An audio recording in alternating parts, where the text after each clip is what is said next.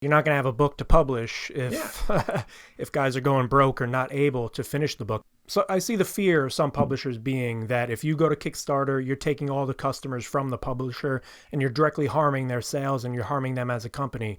Talk about that. Tell me what you I think don't think about that so, man. overlap, and There does it could be some exist? overlap, but I don't think it's as big as everybody thinks it is.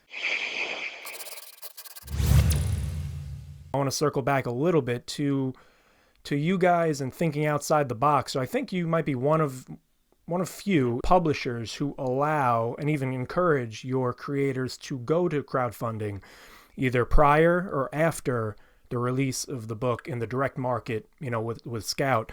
Why? And I think you touched on it a little bit. You're a creator yourself. The whole company is made and filled with creators, so you know the struggle. But what initially, can you speak on what was so important to allow that in this publishing world?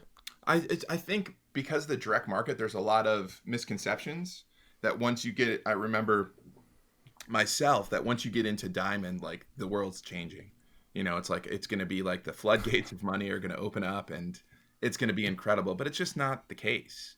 It brings more, it's one revenue stream. And we just look at it, we know this is a labor. I think you said it best. I mean, you essentially answered for me. We're creators ourselves. We know how much of a struggle it is. And quite honestly, we're not greedy.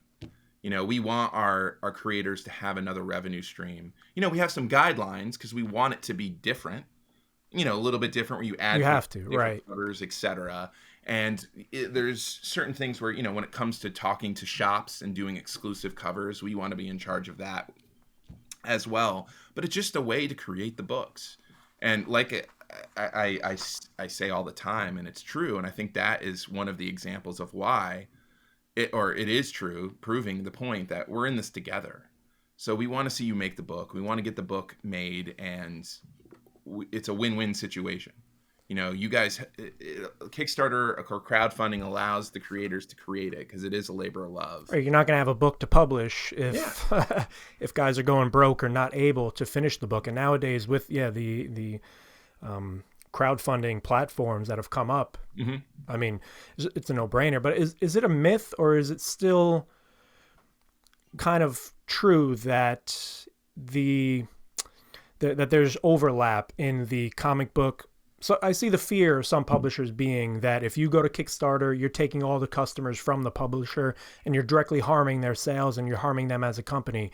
Talk about that. Tell me what you I think don't think about that so, man. overlap, and There does it could be some exist? overlap, but I don't think it's as big as everybody thinks it is. That's the key, is to make it different. Because comics are collectors. I mean, in the industry where there's a 50% average drop between issue 1 and 2, you know what that 50% is? They're collectors, right? They're diehards. Right. So I honestly think, like, if you make it different, even like your fans, and that's what Kickstarter is, the diehard fans, to be honest, they're going to want to support those creators no matter what. So I think a lot of them, I would even, I mean, there's no way to prove this, but I would think the majority do buy Sure. both versions. Yeah. They almost feel invested in those creators.